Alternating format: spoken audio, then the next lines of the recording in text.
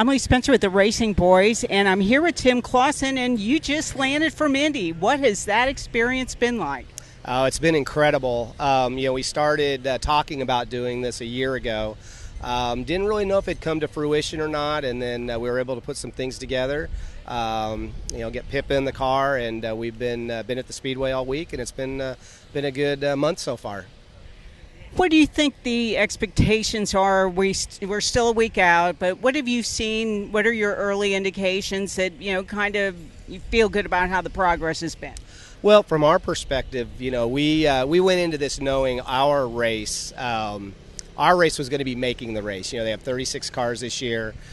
Doing a one-off team has its own challenges, but then we're competing with other one-off teams that have like the Andretti associations and things like that. So we know our whole focus this week has been really just working on stuff to get through qualifying. We've been pretty good on all the no-toes charts. We haven't really done the big the big toes to try to get the big PR runs like a lot of the teams do. The guys and Pippa have stayed true to what our goals are. That's awesome. You're here at Tri-City Speedway, and just how would you reflect on the USAC season so far? Well, it's been really good for Clauson-Marshall Racing. The midget program, I think we've ran five races now, and Tyler Courtney's won 3 of the 5. Zeb Wise has been in the top 5 3 or 4 times. Chris Wyndham's he's in that 3rd, 4th, 5th place every night, and he's just kind of learning our program. And so from the midget side, it's been really good. The sprint car side's been equally as good. We didn't jump off to the start like we did last year by winning 2 of the first 3. But if you take out the crash we had the first night in Ocala, I don't think we finished out of the top 4 all year yet. And winning Eldora last Friday night was big for us. That's impressive, and just being able to race and having Mother Nature give us a break. What a bummer has that been? Just trying to keep the guys on, focus with all the funky weather we've been having. Yeah, it really that's been the challenge. Is these guys race for a living. When we hire our drivers, we try to hire guys who do this as a profession. So when we're not racing, they're not racing, and so. We've went and ran some races, a couple local shows here and there, a couple Power Eye events to keep our guys sharp, number one, but then also give them an opportunity to put a little money in their pocket. We're excited to be back, 2 big nights of USAC racing here at Granite City. You've been in this game for decades, and lately we're seeing the sponsorship just really explode here. NOS has been a big part of your program. Could you run at the level you're running without the support of top sponsors like NOS? No, and there's a lot of us that could run. We'd still race. We've got it in our blood. It's what we do. But I don't think you'd see the multi-car teams like you see without the sponsorship. But it's one of the things that this grassroots racing is doing is it's allowing sponsors to come in, and not just for our team, but you've got 3 or 4 teams now that are multi-type teams that are hiring, again, professional race car drivers, which is what we want to see at this level. I feel like when these sponsors come in, they're elevating the sport for us all, really. And, we talked a little bit about Indy earlier, the BC39, saw the announcements about it. It's back. What a hell of a show it was last year. What are your expectations when we roll into Indy again? Well, I think if the weather will cooperate, it'll probably be bigger and better than it was last year. Even with the challenges that we had there with the weather, they had to send home 90% of the field without ever running a feature, which I know was a hard thing for us to see as a family, us to see as racers. But I also know USAC it killed them to do that. But the positive on it was that while there was a little grumbling while it was happening, I had 60, 70 people reach out to me afterwards and said if they knew that same thing was going to happen again, they would still make the trip to be there. It was that special to them.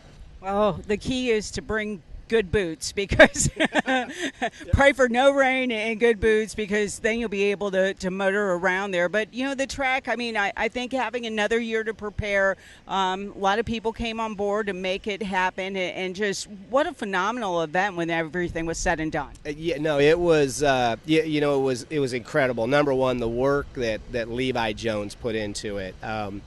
I don't think that man got near the credit he deserved to make that thing happen. But then you also had, Scott Petrie, who owns a midget team out here, who, just said, here, take all my excavating equipment and make this racetrack. And my people, when the rains came, he was sending his guys. He wasn't working on his race cars. He was sending his guys down to get more equipment to make sure the whole, try to get everybody to be able to race that event. I think when you get people like that all pulling for a race like that, it can not be anything but successful. I have to agree with you, because it was just overwhelming response. And how cool was it that we got to come in, and it was almost like the appetizer before the NASCAR weekend, and quite frankly had better racing. But that's my opinion, and I can say that. But if fans are coming to the BC 39 this year, is the Clauson-Marshall shop open so fans can tour that before they go to the BC 39, or maybe between the BC 39 and the Brickyard? Oh, yeah, absolutely. We pretty much, my guys don't like it, but I have an open door policy there. If I'm there, it's open. The reason that we built the shop the way we did was, was really to say thank you to all the fans who, when we lost Brian, just wrapped their arms around our whole family. And I felt like, one of the things I could do, and really the least I could do, was take what, Brian had given us throughout his career and his life, and try to share that back with the racing community. So, absolutely. Our shop is open all the time. I know, I think once we get past Indy here, I think there's going to be some pretty cool announcements on some things they've got scheduled for the BC 39. That will include a lot of fan interaction, and I'm excited to see when that announcement comes, what the response is going to be. Well, I love hearing that, because to me it's all about the fans, and I think fans are really starting to gravitate to grassroots. Not that they ever left, but you're getting a lot of crossover from NASCAR, whether it was Brian coming and racing with Ganassi, Ricky Stenhouse, who runs for you at Chili Bowl, Kyle Larson, Christopher Bell.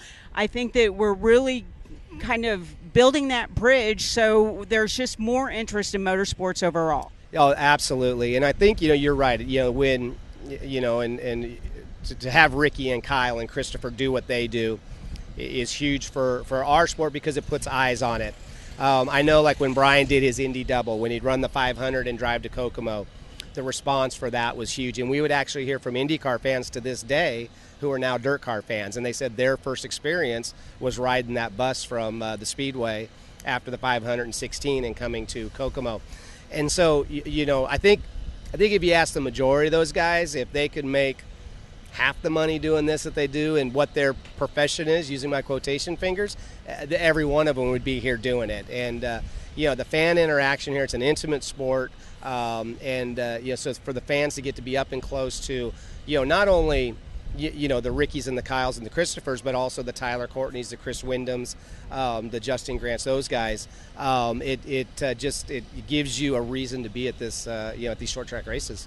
Well, good luck this weekend, and good luck next weekend. I kind of have a feeling that Pippa will have a co-pilot with her. I think so too, and I hope so. And we're fingers crossed to get through tomorrow. That's what the focus has been all week. And once we get through tomorrow, then we'll get to work on race stuff, and we've got a couple days to do that, weather permitting. So, wonderful. Thank you so much. Thank you. I appreciate it.